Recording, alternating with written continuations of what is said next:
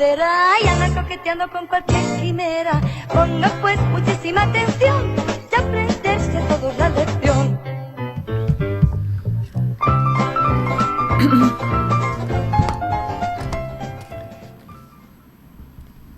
Muy bien, tenemos delante de nosotros una página en blanco, ¿no? Este tercer trimestre y el inicio de un estudio. Para mí es siempre apasionante empezar un nuevo trimestre, ¿no?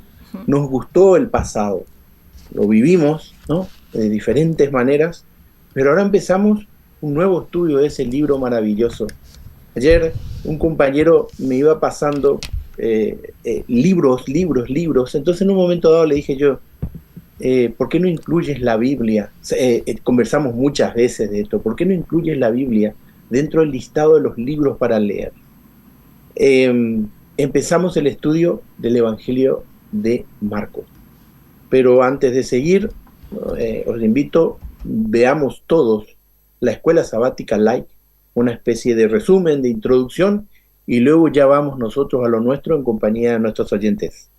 Bienvenidos a un nuevo trimestre, donde estudiaremos el libro de Marcos, el evangelio más corto de todos, pero dinámico, apasionado y fascinante. ¿Saben algo? El libro de Marcos tal vez nunca se hubiera escrito de no ser porque Juan Marcos, su autor, recibió una segunda oportunidad. He aquí la historia. Cuando Pablo y Bernabé salieron a su primer viaje misionero, a comienzos del año 46, se llevaron al joven Juan Marcos de ayudante. Que era sobrino de Bernabé. Y que también quería ser misionero. Exacto, pero Juan Marcos era hijo de una mujer adinerada llamada María y no estaba acostumbrado a las penurias de un misionero. Así que al ver los peligros se desalentó y volvió a Jerusalén donde vivía. Este fracaso pesó en el corazón de Juan Marcos. Había un fuego en su corazón que lo impulsaba a ser evangelista. Así que decidió ser misionero cueste lo que cueste y lo contó a su tío. Para el segundo viaje misionero, Bernabé le propuso a Pablo que volvieran a llevar a su sobrino, pero Pablo se opuso. Imagino a Pablo diciéndole: ¿cómo vamos a llevar a Marcos si se acobardó y nos abandonó en el primer viaje? Y a Bernabé replicándole: él ya reflexionó, si lo dejamos podremos causarle un daño espiritual enorme. Dice la Biblia que se produjo entre ellos un conflicto tan serio que acabaron por separarse. Bernabé se llevó a Marcos y se embarcó rumbo a Chipre, mientras que Pablo escogió a Silas y viajó por Siria y Cilicia. ¿Cómo debió sentirse el pobre Marcos al saberse culpable de esa separación? Pero no desaprovechó su segunda oportunidad para convertirse en Marcos, el evangelista. Escuela Sabática Like presenta la serie El libro de Marcos, lección 1, el comienzo del evangelio. Marcos inicia su evangelio con una declaración contundente: comienzo del evangelio de Jesucristo, el Hijo de Dios. ¿Lo notan? Marcos no entra en rodeos, nos va a contar todo lo que sabe acerca de Jesús y no duda en presentarlo como el Hijo de Dios. ¿Y saben? Él presenta el ministerio de Cristo como si fuera un viaje que comienza con su bautismo y termina con su ascensión. ¿Quieres acompañarnos en este viaje por el ministerio de Jesús? No te preocupes por el dinero, el tiquete es gratis y el cupo es ilimitado. Solo necesitas querer. Por eso la pregunta de esta semana es: ¿cómo es el comienzo del viaje por el ministerio de Cristo según lo narra Marcos? En primer lugar, el anunciador del viaje. ¿Qué hacen los publicistas cuando van a lanzar un gran evento? Una campaña de expectativa. Lo anuncian por todas partes. Para que cuando llegue el día todos queramos asistir. Correcto. ¿Saben que Dios hizo algo parecido? Pero en vez de contratar un publicista, usó a quien Jesús más tarde llamó el más grande de todos los profetas, Juan el Bautista. Marcos tomó una cita de Isaías y la aplica a Juan. Mira, voy a enviar a mi mensajero delante de ti, el cual preparará tu camino. Voz de uno que grita en el desierto: preparen el camino del Señor, háganle sendas derechas. ¿Lo notan? Juan el Bautista era el mensajero, el agente de la campaña de expectativa divina que anunciaba el más grande evento, el viaje ministerial de Cristo en este mundo. Pero no solo era un anunciador, era el preparador del camino, era el que hacía las sendas derechas para facilitar el viaje del Maestro, para que cuando Jesús iniciara su ministerio encontrara corazones dispuestos a recibir su palabra. Como decíamos, Marcos no se andaba con rodeos. Él no habla de la genealogía de Jesús, ni de su nacimiento, ni de sus primeros años. Él quiere llevarnos directo a su ministerio, pero no nos permite arrancar el viaje sin antes contarnos que hubo alguien que lo anunció con poder y preparó el camino para ese viaje. ¿Por qué? Porque su llamado es el llamado de todos los tiempos: arrepentimiento, bautismo y perdón de pecados. Y este viaje con Jesús solo tiene sentido cuando aceptamos ese llamado divino. En segundo lugar, el punto de partida. Todo viaje tiene un punto de partida y un lugar de destino. Para Marcos, al igual que para el resto de los evangelistas, el punto de partida del viaje ministerial de Cristo en este mundo es la región del Jordán, donde Jesús fue bautizado. Pero Marcos no narra diálogos, él va directo a donde quiere llevarnos. Cuando subía del agua, vio abrirse los cielos y al Espíritu como paloma que descendía sobre él. Y vino una voz de los cielos que decía: Tú eres mi Hijo amado. En ti tengo complacencia. ¿Lo notan? Lo que había afirmado en el verso 1, que Jesucristo es el Hijo de Dios, ahora lo confirma en la mismísima voz de Dios Padre.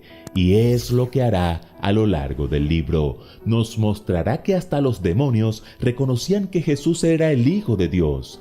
Pero esperen, el punto de partida no se limita al río. Cerca del Jordán había un desierto, y si en el río Marcos nos muestra la divinidad de Jesús, en el desierto nos muestra su humanidad. ¿Y cómo llegó Jesús allí? Marcos dice que fue impulsado por el Espíritu Santo. Y estuvo allí 40 días y era tentado por Satanás. Y estaba con las fieras y los ángeles le servían. Oigan bien, Marcos, en el punto de partida, nos quiere mostrar a Jesús como un ser divino y humano a la vez. Como divino, Él es el Cristo, el Hijo de Dios, anunciado por un mensajero, alguien más poderoso que Juan, el Hijo amado sobre quien el Espíritu desciende. Pero como humano, es un hombre que pide ser bautizado por Juan, es impulsado por el Espíritu, es tentado por Satanás, está con animales salvajes y es atendido por ángeles. ¿Por qué estos contrastes? Porque señalan la asombrosa realidad de Cristo. Es nuestro Dios y sin embargo también es nuestro hermano, nuestro ejemplo. ¿Podemos comprender completamente esto? No es posible, pero es algo que aceptamos por fe y nos maravillamos por lo que esta verdad nos revela acerca del amor de Dios hacia la raza humana. Y en tercer lugar, el comienzo del viaje. ¿Cuántos evangelios hay? 4. Mateo, Marcos, Lucas y Juan. ¿Y a cuáles se les llama evangelios sinópticos? A 3, Mateo, Marcos y Lucas. Correcto, se les llama así porque guardan muchas similitudes, pero se podría decir que Mateo y Lucas hacen el recorrido en bus, van más lento y tardan más en las estaciones. Marcos, por su parte, hace el recorrido en tren bala. En Mateo y Lucas, Jesús inicia su ministerio en el capítulo 4. Marcos lo hace en el capítulo 1. De hecho, solo tarda 14 versículos en llevarnos al inicio del ministerio de Jesús, mientras que Mateo lo hace después de 76 versículos y Lucas después de 183. Y Marcos nos resume en una corta frase lo que predicaba Jesús al iniciar su ministerio en Galilea. El tiempo se ha cumplido y el reino de Dios se ha acercado. Arrepentíos y creed en el Evangelio. ¿Lo notan? 3 elementos: la profecía, el tiempo se ha cumplido; la promesa, el reino de Dios se ha acercado; y el llamado, arrepentíos y creed en el Evangelio. Sin sermones largos, directo al punto. Con Marcos vamos en tren bala. ¿Cómo hizo Marcos, que no fue discípulo de Cristo, para escribir un evangelio tan preciso y al punto? Oigan bien, la Biblia dice que Marcos vivía en Jerusalén, así que es posible que haya conocido a Jesús siendo muy jovencito. De hecho, algunos afirman que él escribió acerca de sí mismo en el capítulo 14, cuando en ocasión del arresto de Jesús narra que cierto joven que se cubría con solo una sábana iba siguiendo a Jesús. Lo detuvieron, pero él soltó la sábana y escapó desnudo. ¿Ustedes qué creen? ¿Sería ese cierto joven el mismo Marcos? Bueno, todo lo que podamos decir al respecto son simple conjeturas. Lo que sí podemos afirmar es que Marcos aprovechó tanto la segunda oportunidad que le dio su tío Bernabé de convertirse en evangelista, que llegó a ser un ayudante cercano del apóstol Pedro, al punto que éste lo llama hijo en Primera de Pedro 5:13. Marcos escuchó muchas veces de labios de Pedro las narraciones acerca de Jesús y luego, inspirado por el Espíritu Santo, escribió su evangelio. Incluso Pablo, después de haberlo rechazado, llegó a considerarlo un siervo útil. Dios es un Dios de oportunidades. Marcos fracasó en el primer viaje, pero se levantó y no defraudó en el segundo. ¿Has fracasado antes en seguir a Cristo? Levántate como Marcos, emprende un nuevo viaje y oye la voz de Jesús que te dice: El tiempo se ha cumplido y el reino de Dios se ha acercado. Arrepentíos y creed en el Evangelio.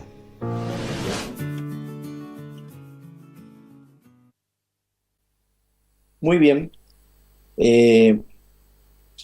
La verdad es que como decía, cuando iniciamos ahora el estudio del Evangelio de Marcos, me propuse esta semana mirar un poco la bibliografía y ver, así como más o menos ha resumido el vídeo que recién acabamos de ver, quién fue Marcos, ¿no? Entre otras cosas recurrí como bibliografía al Comentario Bíblico Adventista y algunos libros que ellos mismos remiten para una sinopsis que hacen de el Evangelio de Marcos. Marcos es en realidad, yo siempre lo tomé como nombre, pero Marcos es un apellido de origen latino. Y su nombre es Juan. Él, de acuerdo a lo que nosotros podemos leer en Hechos, el capítulo 12, en Colosenses, capítulo 4, fue hijo de María y sobrino de Bernabé. Y aparentemente esta familia era una familia de muy buen pasar económico. Es más, en el hogar familiar de Marcos, una de las dependencias era el aposento alto, el mismo donde Jesús celebró la última Pascua en la tierra con sus discípulos, y que fue utilizado a posterior de la resurrección y la ascensión de Jesús como habitación, como lugar donde vivían varios de los apóstoles. Y finalmente esta familia, como incluso en el presente pasa que hay familias en lugares donde no hay una iglesia construida por la iglesia, ofrecen su casa para reunirse todos los que compartimos la fe en Cristo Jesús. Y fue una de las primeras iglesias en Jerusalén de los seguidores del camino. Evidentemente, como bien le decía la Escuela Sabática Like, Marcos era mucho más joven que la mayoría de los apóstoles, ¿no es cierto? Y él acompañó a Pablo y a Bernabé en el primer viaje misionero. Yo quería hacer un poquito de lapsus, comentaba con mis compañeros antes, porque la verdad que incluso el título, ¿no es cierto?, eso de lo que habla de fracaso me parece un poco fuerte, personalmente por lo menos. Indudablemente puede ser, esas son conjeturas, porque la Biblia no lo dice, son conjeturas. Puede ser que él, como un niño acostumbrado a una buena vida, como todo aquel que, ha recibido las bendiciones y su familia ha prosperado, quizá no estaba acostumbrado a la vida espartana de Pablo y los avatares de la vida de Pablo en su ministerio. Acuérdense que Pablo tenía dos enemigos siempre. Por un lado los gentiles, que a veces no lo entendían bien, y por otro lado los judíos, que lo rechazaban por sus antecedentes penales anteriores, diciéndolo de una manera un poco bromista, ¿no es cierto? Y luego él ya se niega a volver a salir, no quiero esa experiencia de vuelta. Me gusta más luego cuando la elección enfoca lo de la segunda oportunidad. Y ese quiero que sea el punto de partida para nosotros hoy. Invito a mis compañeros, porque Dios es un Dios de segundas, terceras, cuartas, quintas, sextas, etcétera, oportunidades, porque si no nosotros no estaríamos aquí. Pero antes de empezar, quisiera leer un texto que a mí me gustó mucho, que está en la sinopsis, en el comentario bíblico adventista, y dice lo siguiente: decía aquel presbítero, muy probablemente el presbítero Juan, que Marcos, intérprete de Pedro, escribía totalmente con diligencia cuantas cosas encomendaba a la memoria, pero que sin embargo no exponía ordenadamente los dichos y hechos del Señor, pues él nunca había oído ni seguido al Señor, sino que había vivido después con Pedro, como he dicho, el cual predicaba el Evangelio, para utilidad de los oyentes, no para tejer una historia de los discursos del Señor. Esto lo escribió Papías, obispo de Hiriópolis, una ciudad que estaba a 16 kilómetros de Colosa y a 10 de la Odisea. Es decir, estaba ahí en el centro mismo de donde en esa época y en el mundo reverberaba el cristianismo, iniciándose como, ¿no es cierto?, esa religión que iba surgiendo en forma tan notoria. Marcos indudablemente fue un joven judío.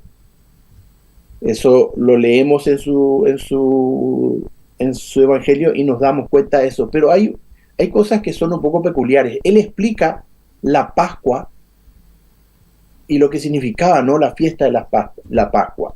Explica también ciertas costumbres de los fariseos. Luego, él también se sabe que hablaba, ¿no es cierto?, tanto el latín como el griego, y más el griego, que era el idioma culto de la época. Y por eso él fue una especie de escriba, secretario y traductor de Pedro, que solamente se desenvolvía en arameo. Otra característica que se encuentra en su evangelio es que él traduce muchas palabras en latín y en griego en su escrito, y también aclara el equivalente en arameo. Por eso los eruditos y los historiadores dicen que el Evangelio de Marcos fue escrito específicamente para no judíos, para gente que no eran judíos originalmente. Algunos dicen, eso ya son detalles que yo creo que no son relevantes, para los romanos específicamente, ¿no es cierto? Es decir, gentiles romanos que estaban interesados en escuchar esa nueva historia.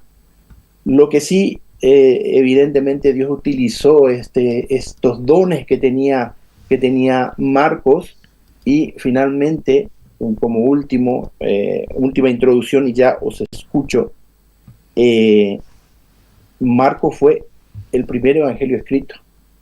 Algunos lo sitúan más o menos entre los años 60 hasta incluso 70. Tampoco es muy relevante exactamente cuándo, pero fue el primer evangelio escrito. Y, como lo decía la Escuela Sabática Like, es un evangelio vigoroso. Él utiliza mucho una palabra griega que es altus, que significa inmediatamente, y aconteció, y luego. Es decir, él va en una especie de relato muy, se me escapa la palabra, muy vertiginoso sobre la vida de Jesús, y se centra en los milagros, y eso nos dice bastante de cuál es la intención de él, pero no diré más porque esto ya es tema que tenemos que entrar todos aquí ahora a analizar y desmenuzar cada uno lo que ha visto, lo que piensa, lo que siente, cómo le ha impactado esta primera lección y su enfoque esta semana. Vamos a ser caballeros y vamos a empezar por las damas, ¿no?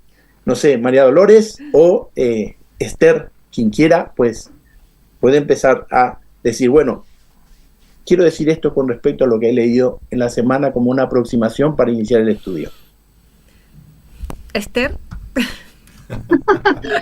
Empezamos, pues. Bueno, la verdad es que oyéndote ahora, Jorge, también me invita a hacer una reflexión añadida, ¿no? Y tiene que ver con la maravilla del texto bíblico, ¿verdad? Es posible que si nos ponemos a hacer comparativas, pues haya gente a la que le guste más el estilo de Mateo, a quien le guste más leer a Lucas, a quien le guste más leer a Juan o a quien le guste más leer a Marcos. Yo solía decir que era fan de Lucas porque me apasiona la forma en la que él habla del inicio, ¿no? Y bueno, como soy especialmente navideña, pues claro, me encanta Lucas. Me gusta cómo refleja, ¿no?, aquel momento en el que Jesús llegó a la tierra. Pero lo bueno de esta historia es que la combinación de todos los evangelistas nos hace el relato completo, ¿verdad? Y bueno, nos recuerda que, bueno, pues hay diferentes aspectos enriquecedores, ¿no?, de la vida de Jesús, del ministerio de Jesús. Ahora vamos a empezar con el Jesús adulto, pero es verdad que, bueno, pues tenemos visiones del Jesús de las diferentes épocas de la historia. Y a mí me resulta muy interesante el personaje de Marcos, ¿verdad?, en el que vamos a ahondar y que hemos ahondado también en esta primera lección, porque es un personaje que es como yo. Es una persona que no ha tenido una vivencia directa con Jesús, ¿verdad?, con lo cual habla más o menos de oídas, aunque es posible que efectivamente le haya conocido personalmente, físicamente, ¿no?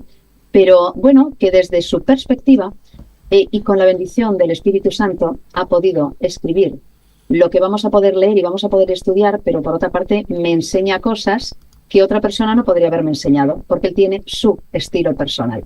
Y eso es algo que hay que valorar. Al margen de comparar quién escribía mejor o no, quién se desenvolvía mejor en cada idioma o no, estamos hablando de un tipo que además aprendió. Es un tipo que maduró, es un tipo que tuvo oportunidades, ¿verdad?, de vivir de una manera, de vivir de otra. Y una de las cosas, termino, que me gustan del texto bíblico, y es algo que podemos aprender también con la lección de esta semana, es que no oculta los problemas. La Biblia nos habla de seres humanos que tienen, efectivamente, pues probablemente motivos para el fracaso o que han pasado por épocas en las que se ha podido considerar un fracaso. Yo no hablaría tanto de fracaso, hablaría de experiencia, ¿no? Y de una experiencia que probablemente en mi caso habría sido muy parecida, ¿no? Encontrarte de golpe con todos los problemas de ser evangelista en aquella época y evidentemente tener que, ¿no?, pues aprender, reaprender, madurar, mejorar, etcétera, ¿no? Pero ahí también nos habla de efectivamente un Pablo que se pudo equivocar en un momento determinado. Y era Pablo, ¿eh? Y sin embargo tenía una visión completamente distinta a los otros. Y fíjate, en ese caso se equivocó. O a lo mejor no se equivocó. A lo mejor él tenía un criterio, el otro, Bernabé, tenía otro, y bueno, funcionaron de formas distintas. Es decir, son humanos como yo. Y eso es con lo que me quedo, ¿verdad? Voy a aprender de humanos que son como yo, cómo relacionarme mejor con Dios. Así funciona, ¿verdad?, esto de la Biblia. Sí, completamente de acuerdo. No lo puedo decir mejor, así que comparto totalmente. Jorge, como a ti, me ocurre que cada vez que empiezo un trimestre, no sé si es porque todavía en mí hay una estudiante de la infancia, cuando cambio de un libro a un curso nuevo, siempre me encanta, ¿no? Me encanta empezar y es un desafío y me gusta mucho. Y antes de conectar, estábamos hablando aquí, Ángel y yo, cómo el contraste con la escuela sabática del anterior trimestre nos mete de lleno en una vivencia tan personal que es fácil identificarte con ella, ¿no? Yo también pensaba que quizá puede que ninguno o la mayoría de nosotros no estaríamos aquí si no hubiéramos recibido esa segunda, tercera y más oportunidades, ¿verdad? Entonces, resulta refrescante ver cómo cuando uno acepta al Señor en su vida, vemos que es la vivencia también de otros el hecho de que el crecimiento es un proceso y que no siempre va en línea recta y que a veces tropezamos y caemos, ¿verdad? Eso nos ayuda a ser capaces de perdonarnos a nosotros mismos y no tirar, y cuando algo no funciona, largarnos sin más, ser capaces de retomar y seguir adelante. Y también, una cosa que me parece muy importante, ser lo suficientemente empáticos y compasivos como para darnos cuenta de que a nuestro lado puede haber personas que también estén en esa situación y que no seamos justicieros con ellos, ¿no? Entendamos que es un proceso y que donde han caído hoy, igual caímos nosotros o podemos caer mañana, y que tenemos que estar para apoyar, para ayudar, como una planta recién plantada, ¿no? Cuidándola y ayudándola en su crecimiento. Juanfran. Pues yo me hacía la siguiente reflexión. aparte de lo que estáis comentando, sí, es verdad. Pero a mí me parece que Marcos, el Evangelio, yo tengo debilidad por Marcos. Estaba solo con el capítulo 1, se me ha dibujado una sonrisa toda esta semana, leyendo y releyendo, porque digo, madre, que es un genio Marcos. Porque yo me hago la siguiente cuestión, la siguiente pregunta. Responder a quién es Jesús y quién es el Mesías, eso es algo que cualquier cristiano nosotros, ¿sabes cómo lo comunicas? Respóndele a otros quién es para ti Jesús, quién es el Mesías. Y yo a veces me quedo parado, de verdad que no tengo por dónde empiezo. Entonces, ver cómo Marcos empieza, va dando puntadas y pasa lo siguiente, y es que Marcos responde a la necesidad que tenemos todos de un Salvador. Eso está en una pelea continua en nuestra sociedad posmoderna, porque nosotros recibimos todos los días mensajes del tipo: no necesitas a nadie, contigo tú puedes, ¿eh? Además, lo ideal es que no vayas tú solo, tú puedes, ¿no? No necesitas, consigue tú. Y entonces nos peleamos por tener el mejor currículum, por sobresalir por encima de todos, por no tener que depender de nadie. Y sin embargo eso está en pelea con la continua obsesión de vivimos en un mundo que ahora mismo está conquistado por los superhéroes, porque todos reconocemos por lo bajini, así, que necesitamos que alguien nos rescate. Por eso nos gusta Superman, y si no tiene Superman, pues yo soy de Batman, y si no soy de Batman, soy de Wonder Woman, y si no soy... Todos tenemos un superhéroe al cual acudir. Ahí está todo lleno, porque al final todos necesitamos acogernos a alguien que me saque de mi pobreza, que todos tenemos, de nuestra cojera, da igual, de nuestra necesidad, aunque no la reconozca. Y Marcos, que escribe para un mundo gentil, porque en el mundo judío ya el concepto del Mesías, de la aparición de un Mesías, estaba en continuo debate. Ahora se lo tiene que contar a alguien que el concepto del Mesías era algo que no tenían puesto por escrito, no estaban ajenos. Y Marcos va y lo hace. Qué valiente que eres. Y le dice: Evangelio de Jesucristo, versículo 1, la buena noticia. Jesús, Mesías, Hijo de Dios. La primera frase, la primera pedra en la frente, Juanfran. Venga, se acaba el debate. Para mí ya está claro. Y a partir de aquí te voy a contar todo. Eso para alguien que está en continua pelea. ¿Qué es lo que podríamos? Y a mí me vuela la cabeza. Necesitas un Salvador y Jesús es el Mesías. Jesús es la respuesta. Es lo primero que tienen que contarnos Marcos. Ahora, Ángel. Tú sabes que a mí iniciar un nuevo trimestre me gusta, porque la primera pregunta que yo me hago es ¿qué me va a dejar este trimestre? Entonces cuando me enteré que este trimestre era un evangelio, dije, oye, vale, no es mi talón de Aquiles, sino que los evangelios tienen una particularidad, me cortan la voz, ¿sabes? Me ponen muy sentimental, sí, los evangelios tienen... leer de la vida de Jesús me dice, ¡epa! Actívate. El camino es te marca muchas pautas y te hace... es muy emotivo. Entonces dije, bueno, nada, el Evangelio de Marcos será el nuevo trimestre y tendremos que sacar algo de aquí, ¿no?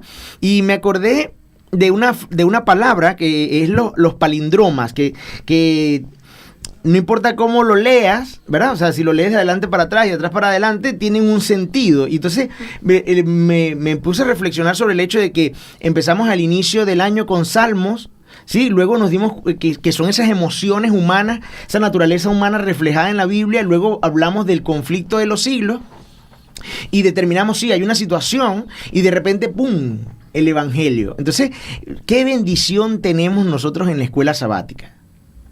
Qué bendición tenemos en la lección de escuela sabática, que no importa por dónde comencemos, nos lleva precisamente a cobrar sentido de esta vida espiritual. O sea, yo me impresiono y invito a todas aquellas personas que quizás nos están viendo por YouTube o en algún momento tienen algún tipo de relación con la iglesia adventista a través de la lección de la escuela sabática, a que esto es una bendición. a que esto es una bendición. Entonces, y si tú estás escuchando a través de YouTube y opinas igual que nosotros que esto es una bendición, es de compartir, es de darle like, es de enviarle a un amigo, mira la lección de escuela sabática, porque llegamos como al llegadero. Hablar de Jesús, hablar del Evangelio, ya descrito por cualquiera de los 4 evangelistas, es súper nutriente para cualquier persona que lo necesite. Y ahora, hablando de Marco, te da una particularidad especial, lo que estábamos hablando al inicio, que me encanta cómo arranca este trimestre al hablar del Evangelio, porque primero nos pone en contexto de quién es el que narra. ¿Quién es el que narra? Y nos trae un narrador que, con las características, como dice Esther, tuyas, mías, de todo aquel que está actualmente. O sea, no es una historia del pasado, es como sería el Evangelio según San Juanfra, según San ¿sí? San Orángel, porque es que ponen un narrador que tiene las mismas características tuyas desde el punto de vista espiritual. O sea, tiene una carrera espiritual que tiene las mismas caídas, las mismas levantadas, las mismas impresiones. No hay énfasis en el hecho de que él tuvo una relación tangible, íntima con Jesús, sino que tuvo una relación a través de la historia o del testimonio de Jesús. O sea, de lo que contaron los que tuvieron esa relación tangible con Jesús. Ese eres tú, ese soy yo, ¿me entiendes? Entonces, cuando te pones en ese contexto, dice, la enseñanza de este trimestre va a estar muy buena, porque ya empezamos reflexionando sobre el hecho de que tú puedes tener una relación con Jesús tan íntima como la de un evangelista, como la del narrador de un libro de la Biblia. O sea, estás allí. Estás presente dentro. Si tú asumes esa verdad, estás presente dentro de la Biblia. Y eso es demasiado emotivo. Por eso que te digo, los evangelios a mí me encienden ese fuego. Así que este trimestre va a estar, quizás llore en unos cuantos programas, Juanfra, ¿viste? Si hablamos de Marco. Ahora bien, coincidiréis conmigo que hay una pequeña diferencia. Marcos fue contemporáneo del primer anillo de Jesús, y gracias a eso y con la ayuda del Espíritu Santo, él puede reflejar lo que nosotros encontramos en su evangelio, ¿no es cierto? E indudablemente, Orangel, si nosotros nos damos cuenta, estamos tocando la humanidad de el gran apóstol, que sin su misión guiada por el Espíritu Santo nosotros no hubiésemos estado aquí, que fue Pablo, el apóstol a los gentiles, ¿no es cierto? Pero que ese gran apóstol, con ser humano, que tuvo sus errores también, sus caídas también, a la luz está como Bernabé asumió más el espíritu de Jesús. Oye, se ha caído, pero levántate y vamos a caminar. Ahora bien, dicho esto, estoy totalmente de acuerdo con lo que venís diciendo. Yo creo que el primer versículo, ya sabéis que esto es un poco ficticio, el original no está escrito así, pero ya el inicio de lo que escribe, hay un detalle que dice, me llamó mucho la atención en el comentario bíblico, dice, y originalmente en los escritos más antiguos se titula este libro según Marcos, no el Evangelio de Marcos, sino simplemente según Marcos. Mucho posterior, después que fue escrito, le agregaron ese título de El Evangelio según Marcos. Bien, él va directo al centro, va directo a lo importante. Dice el principio de la buena noticia, porque todos estamos hablando y consideréis que a lo mejor hay mucha gente muy secular que nos escucha hablar del Evangelio y ese es un lenguaje críptico para ellos. Para nosotros más o menos podemos tener nuestros matices, pero entendemos de lo que estamos hablando. Pero el Evangelio, ¿qué es el Evangelio? Marcos habla de la buena noticia, ¿no es cierto? La buena noticia, y le da el título, como decía Juanfra. O sea, ya no se da empieza ya diciendo Jesús, el Hijo de Dios. Y luego él desarrollará por qué hace esa afirmación, ¿no es cierto? Entonces, siguiendo con la lectura un poco, para entrar ya de lleno en por lo menos el enfoque de esta primera semana de la lección, el trimestre, dice, así está escrito en el libro del profeta Isaías. Mira, yo envío mi mensajero delante de ti para que se prepare el camino, se oye una voz, alguien clama en el desierto, preparad el camino del Señor. abrid sendas rectas para él. Juan Bautista se presentó en el desierto proclamando que la gente se bautizara como señal de conversión para recibir el perdón de los pecados. La región entera de Judea y todos los habitantes de Jerusalén acudían a él, confesaban sus pecados y Juan los bautizaba en las aguas del Jordán. Y luego Marcos da un detalle, dice: Juan iba vestido de pelo de un tejido de camello, llevaba un cinturón de cuero y se alimentaba de saltamontes y miel silvestre. Al respecto os digo que si vosotros leéis el Levítico, os vais a sorprender, pero dentro de los alimentos permitidos que Dios indicó en su momento a Israel, había varios insectos. Hoy por hoy la ciencia habla de que entre ellos estos, yo tengo una historia familiar muy simpática respecto a los saltamontes, no la voy a, porque el tiempo no da, pero digo, sí anticipo que mi padre y mi tío sí que comieron saltamontes una vez que se incendió la plantación de maizal que estaba ahí cerca, y encontraron eso, y mi padre siempre me decía que el sabor era como a cacahuete. Bien, cosas de niños, ¿no? Cosas que se hacen de niños. Sí que estaba permitido comer, eran saltamontes realmente. Bien, una característica de Juan. Ahora, ¿qué le parece a ustedes? ¿Por qué menciona o por qué está enfocando Marcos esto? Y llama, o sea, trae a la palestra a un hombre que vivía casi ermitaño, que se acercaba al borde de la ciudad, no entraba en la ciudad, sino al límite entre el camino que ya salía a predicar esto. ¿Por qué? Bueno, sabes que cuando hablamos de las buenas nuevas, de nosotros, y menos mal que tocaste un punto con respecto a que las personas que nos escuchan quizás no son adventistas, quizás no son cristianos, y dicen, están hablando del evangelio, y quizás el evangelio les suena como que algo muy abstracto, ¿no? Pero hay que entender que el evangelio es simplemente buenas noticias en un momento donde eran muy necesarias, porque había la persecución, estaban los asesinatos de los cristianos, y hacía falta que alguien te dijera cuál era la magnitud de lo que tú estabas creyendo, o sea, quién era ese Jesús. Y por eso que con Marcos, como dice Juanfra, arranca diciendo: Jesús es este. Ese en el que tú crees es el Hijo de Dios. Ese en el que has escuchado que existe es el Hijo de Dios. Y por eso el Evangelio tiene tanta importancia en la vida cristiana, porque es esa buena noticia con respecto a que existe un mundo de pecado que se traduce en muerte, pero que hay una buena noticia del vencedor del pecado y que viene a traer vida eterna. Entonces, esa buena noticia es esperanzadora para todo aquel que lo escucha, y más para aquellas personas que en aquel momento estaban recibiendo esa persecución. Pero ¿cómo entras? Date cuenta, Marco es el primero en narrar esa carta, o sea, en escribirla. Y ¿cómo entras, como dice Juanfra, en esa época?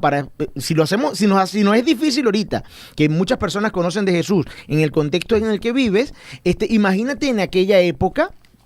Y te toca narrar. ¿Con qué arranca? Arranca explicando que es el Hijo de Dios, y toma colación a Juan, y por eso que hago esta introducción a la pregunta que haces con respecto ¿por qué hablar de este personaje ermitaño? Es porque es justamente el cumplimiento de la profecía del Mesías. O sea, dice, Jesús es el Mesías, pero ¿por qué es?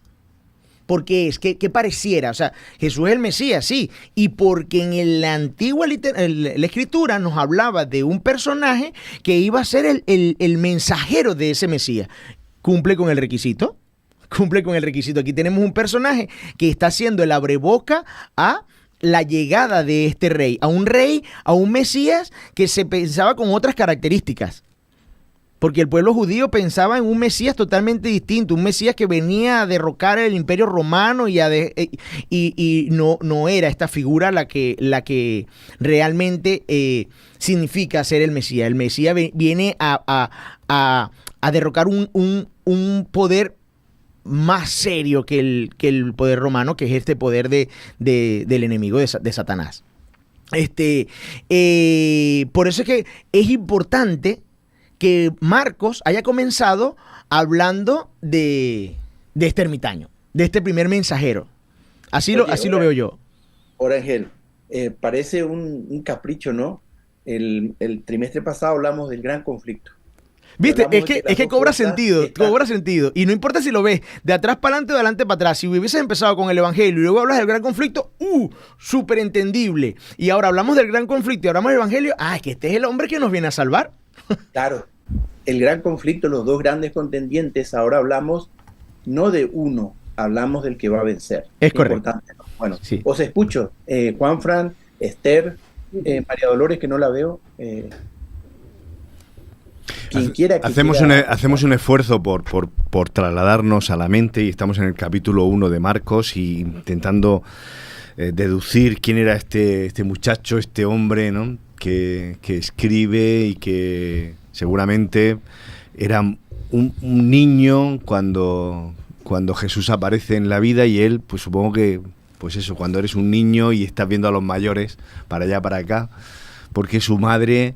incluso dicen que su madre, que estaba bien posicionada y que parece ser que era viuda, y incluso algunos comentan que fue la casa de esta madre, la casa de Juan Marcos, de este evangelista, la que utilizó Jesús para la última cena, porque tenía una buena posición económica y parece que reunía, ¿no? Fijaos, ¿no?, en qué contexto estamos. Y ahí habría ese niño, ¿no?, que luego crece y se va un poco empapando, ¿no?, de esa buena noticia y de ese Jesús que yo imagino que si hubiera sido un niño lo ves como esa persona especial en el que todo el mundo se fija, pero que no eres consciente de todo lo que está entrañando y que, bueno, lo han matado y que, bueno, pues no tomas conciencia de todo lo que implica.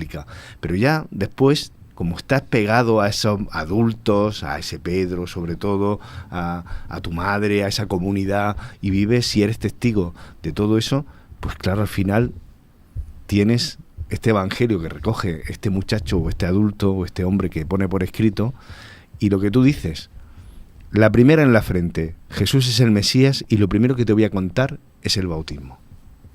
El bautismo, empieza por el bautismo. Fijaos que en otros evangelios, Mateo, tal, está más preocupado por la genealogía de Jesús, de dónde viene, de sus orígenes, tal, y Lucas, y sin embargo aparecen los Reyes Magos, ¿no?, y nacen un pesebre. Aquí Marcos dice, yo me voy directamente al desierto, te cuento cuando Jesús aparece en la vida pública, cuando se hace presente entre todos, ¿no? A mí no me preocupa tanto la infancia, o si tiene, o si su padre José, o el templo. No, yo al bautismo de Jesús. Y yo me estoy preguntando por qué.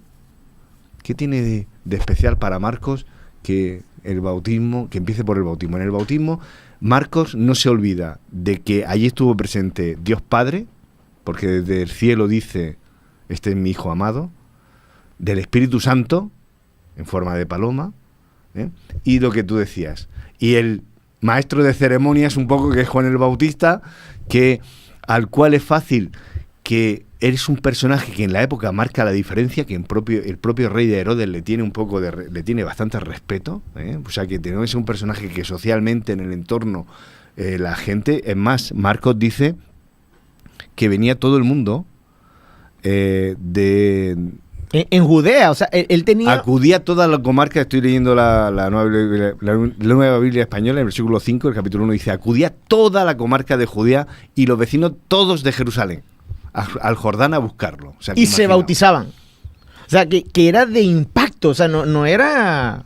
Entonces, eso que pone el foco, donde todo el mundo de la sociedad judía sabía quién era Juan el Bautista, dice, al que todos le estáis prestando oído, lo que está haciendo es anunciar al que viene detrás.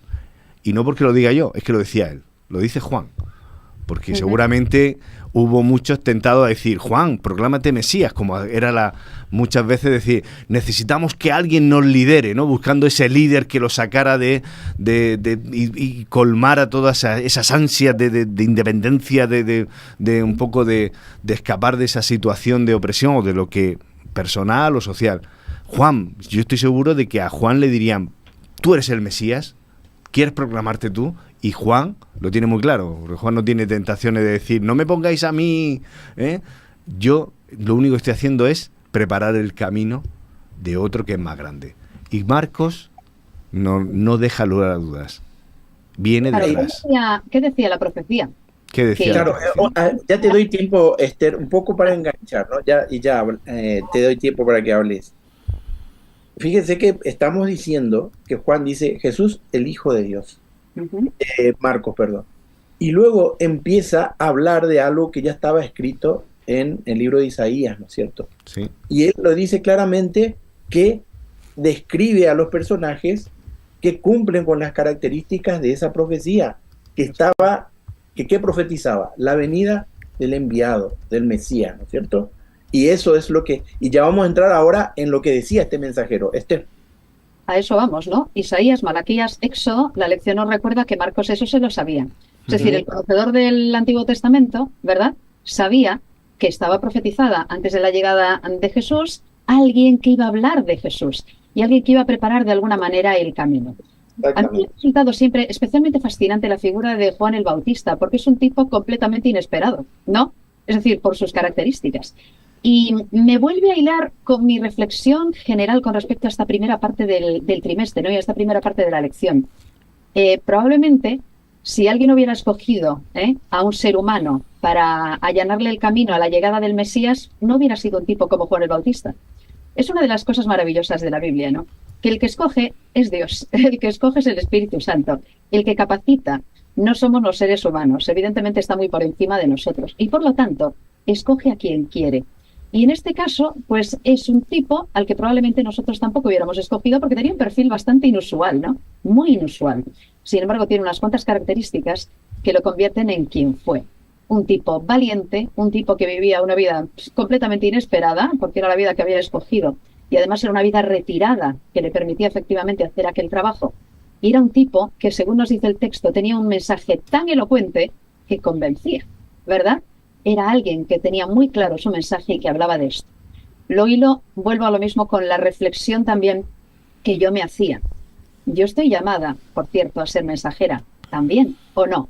Nosotros estamos llamados a ser mensajeros de buenas noticias, o sea que de alguna forma nosotros también somos en paralelo pequeños Juancitos, por cierto, salvando muchas distancias, pero pequeños Juancitos Bautista, ¿verdad? Porque nosotros estamos llamados a allanar también el camino, ¿no? Y a presentar a ese Mesías que viene después. Pero el mensaje no hubiera sido completo, porque no se hubiera cumplido la profecía, si no estuviera el mensajero de las buenas noticias. Claro, sin duda que Juan era un personaje, era un personaje. Ya te doy la palabra ahora, Ángel. Era un personaje. Y muy llamativo, muy estrafalario casi, ¿no?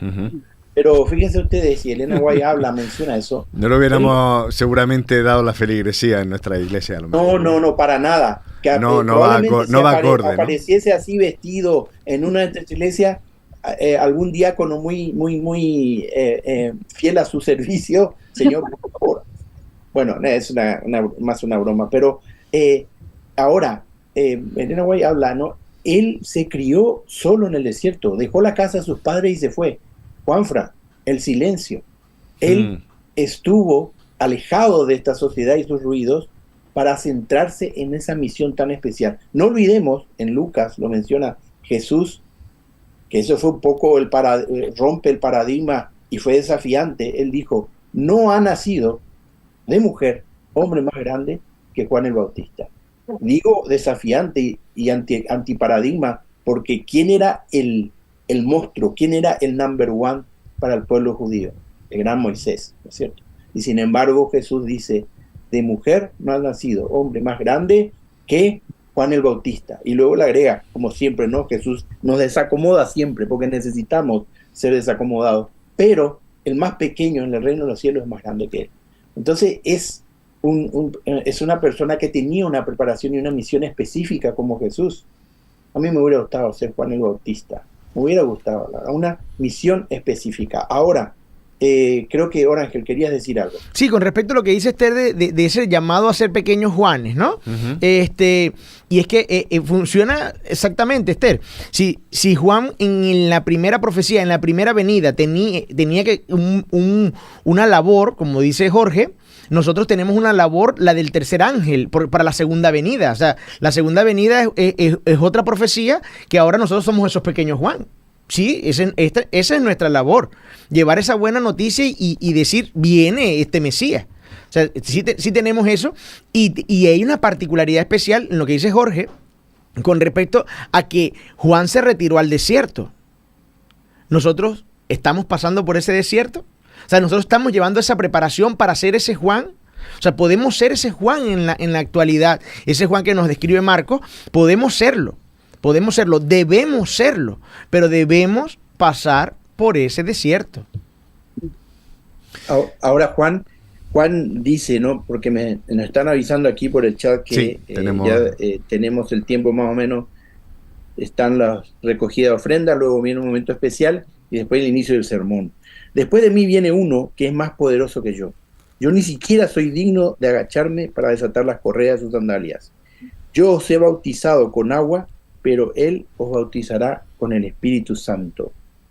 Y luego menciona, ¿no? Por aquellos días llegó Jesús procedente de Nazaret de Galilea y Juan lo bautizó en el Jordán. Fíjense cómo él hace un compendio cuando en otro evangelio decimos que Jesús llegó, oye, no, yo no soy digno de decir, tú bautízame, porque para que se cumpla, para dar ejemplo, él va concisamente y dice, y Juan lo bautizó en el Jordán. Y en el mismo instante, al salir el agua, vio Jesús el cielo se abría y que el Espíritu descendía sobre él como una paloma.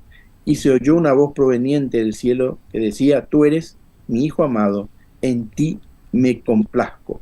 Acto seguido, el Espíritu Santo impulsó a Jesús a ir al desierto, donde Satanás lo puso a prueba durante 40 días. Vivía entre animales salvajes y era protegido por los ángeles. Cómo tiene gran capacidad de síntesis Marcos, ¿no es cierto? Pero bueno. Y síntesis y sí. Profundidad. O sea, claro. De todas maneras. ¿Qué está diciendo Marcos aquí con todo esto?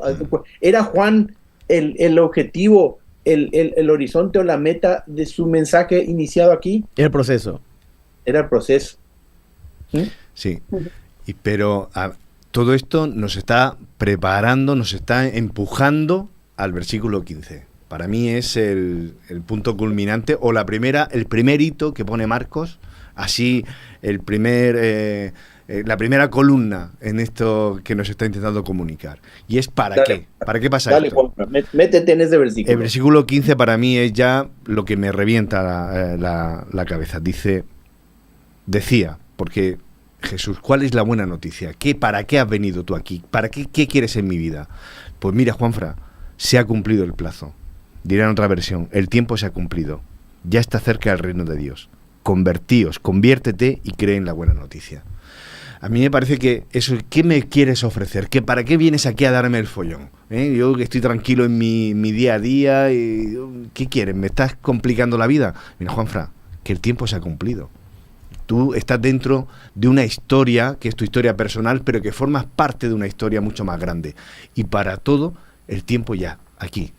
Y aparezco en tu vida para hacerte feliz, para sacarte de tu ceguera, para darte conciencia de que eres muy querido, de que eres amado, de que tienes un futuro que va más allá de lo que tú estás viendo ahora mismo, de tu vida, de tu trabajo, de tu familia, Pues para eso aparece Dios en la vida. El tiempo se ha cumplido. El tiempo se cumplió en ese momento porque Jesús se hace hombre, que es lo más importante, que cambia la historia del ser humano.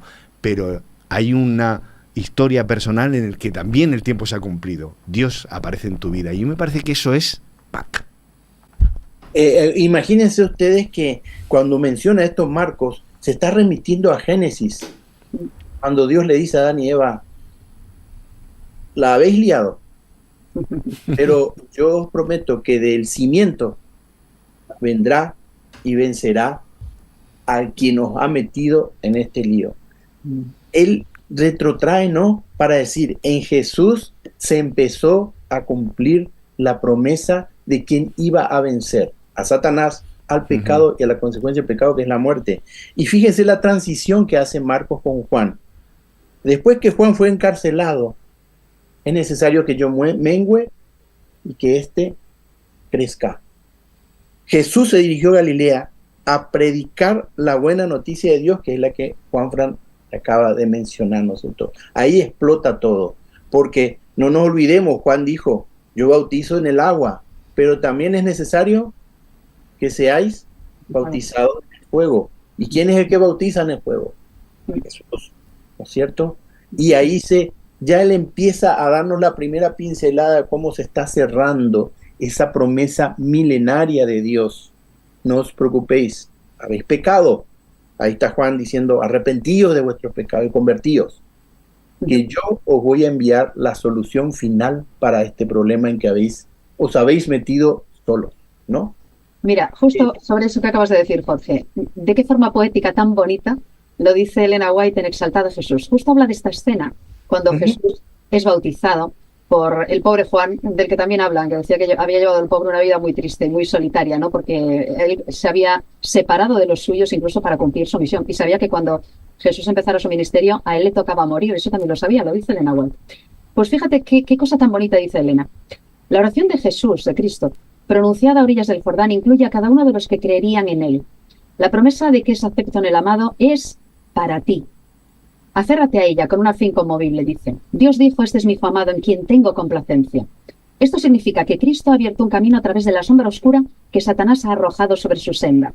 Bueno, habla de tu senda, está hablando de usted, por el cual tú puedes llegar al trono del Dios infinito.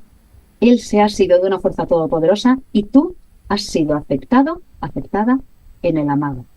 Aquel momento significa que tú y yo somos aceptados por Jesús para ser partícipes de la vida eterna, nada menos. Estamos hablando de la buenísima noticia. Somos salvos. El vencedor del gran conflicto. Amén. Vamos cerrando ya por Ángel, Juanfra, Esther, ya ir dando vuestras en el orden que queráis, somos democráticos. Bueno, yo me llevo de la lección de escuela sabática, me gusta mucho cómo comenzó, lo repito nuevamente, además del hecho de conocer quién es Marcos y importantísimo el entender quién es el narrador, pero ahora entender la narrativa de que inició primero explicando quién es Jesús. Y esto es lo importante, porque es que la promesa no tiene sentido si no sabes quién es Jesús. O sea, esta promesa puede ser inclusive vacía para aquel que no entiende qué es Jesús. Eso yo me llevo la invitación de Marco en esta primera lección a entender quién es Jesús, para que todo lo demás cobre sentido, para que esta promesa tenga valor en tu vida. O sea, esta promesa no existe si tú no entiendes realmente quién es Jesús, de dónde sale o qué característica tiene este individuo en tu vida. En tu vida. ¿Es tu Salvador? Si tú lo ves como parte de una historia, pero no lo consideras tu Salvador, no has entendido todavía que es este Salvador que viene a darte el cumplimiento de esta promesa no vale nada para ti. ¿Lo ves? Entonces yo creo que me llevo en esta primera lección de escuela sabática Marco dándome una invitación a que, por Ángel, este es Jesús. Este es Jesús. Y en una forma muy resumida, pero muy profunda, porque cuando habla de justamente ese Jesús que va al desierto, nombra ciertas características que todavía son un misterio, porque hablan de un Jesús, hombre, con características divinas. Y cuando me refiero a hombre es porque fue tentado por el enemigo, pero inspirado por el Espíritu Santo. O sea, soy tentado como cualquier hombre, ¿sí? Pero también estoy guiado por el Espíritu Santo. Estoy entre bestias como cualquier hombre, pero también estoy protegido por los ángeles. O sea, ¿ves? Estamos hablando de alguien muy, muy, pero muy especial que hasta ahora no se ha entendido esa condición. ¿Ves? Que verdaderamente significaba el que fueses hombre, pero a la vez Dios. ¿Sí? Y todavía eso es extremadamente complejo y Marco nos lo da en un fragmento muy pequeño de narración.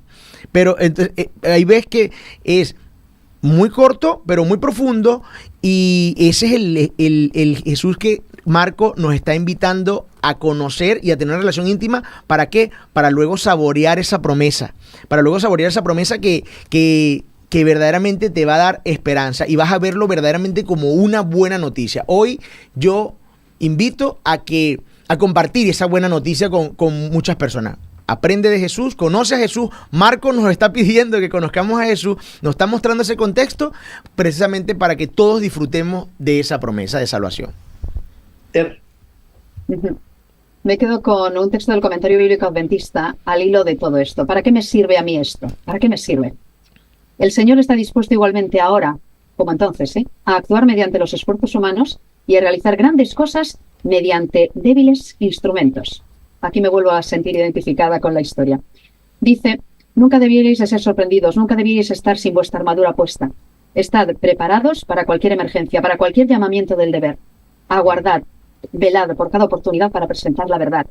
Sed versados en las profecías, familiarizaos con las lecciones de Cristo. No confiéis en argumentos bien preparados. Un argumento solo no es suficiente. Debéis buscar a Dios, puestos de rodillas. Debéis salir para encontrar a las personas mediante el poder y la influencia de su espíritu. Esta es la forma en la que yo creo que puedo actualizar para mí, para mi vida, el llamamiento que nos hace Marcos, el ejemplo de Juan el Bautista, el ejemplo de hecho del propio Marcos, ¿verdad?, con su experiencia de vida, y definitivamente el ejemplo de Jesús, ese Mesías que cumple todas las profecías y al que vamos a conocer también por medio de Marcos. Juanfra. No lo puedo decir mejor que Esther y Orángel. Este trimestre vamos a disfrutar muchísimo. Yo trataré de no llorar, Juanfra. Porque no solo vamos a encontrarnos con el Jesús histórico, el relato, la descripción que hace el Evangelio y el evangelista del Jesús que estuvo por aquí paseando entre nosotros y interactuando y relacionándose con gente, sino la propuesta es encontrarnos al Cristo, al Jesús de la fe. Porque somos personas de fe, porque todos tenemos fe, aunque el que la niegue, pero Jesús quiere que tengamos fe en Él, en su misión, en que Él te va a rescatar. Para mí ese me parece la mejor propuesta. Y si no te la crees, porque dices, bueno, esto al fin y al cabo pasó hace tanto tiempo, qué poco tiene que ver conmigo.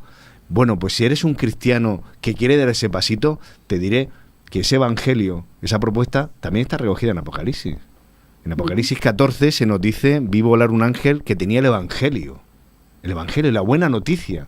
Estamos hablando de buena noticia y sigue presente. Esa buena noticia no solo estuvo para aquellos que tuvieron la fortuna de poder tropezarse con el maestro, sino que ese maestro que vive todavía, tiene todavía el evangelio a disposición tuya, hoy, en 2024, para ti. Y dice, teme a Dios, dale gloria, la hora de su juicio ha llegado, versículo 7 de Apocalipsis 14. Adora a aquel que tiene la vida preparada para ti. Yo creo que hoy nosotros incluso estamos más necesitados de la misión cumplida de Jesús que sus contemporáneos. Pero alabado sea Dios, que aún un ser humano imperfecto que cayó y se levantó como Marcos, nos deja una visión clara de en quién nosotros debemos o deberíamos creer, a quién nos deberíamos entregar, a quién deberíamos dar toda nuestra vida y compartir con otros esta buena nueva, porque el tiempo es mucho más corto el que nos queda que el que quedaba en ese entonces. Pues nada, gracias compañeros, ha sido realmente un momento especial, una delicia compartir con vosotros el repaso de esta primera lección. Os invitamos a todos nuestros oyentes a la siguiente, a seguir estudiando con pasión, porque con mucha pasión, con mucho amor, porque realmente es tan importante, ya que Marcos habla ni más ni menos que de Jesús, aquel de quien la Biblia empieza a hablar en Génesis y termina hablando en Apocalipsis. Julián, receso musical y pasamos al sermón.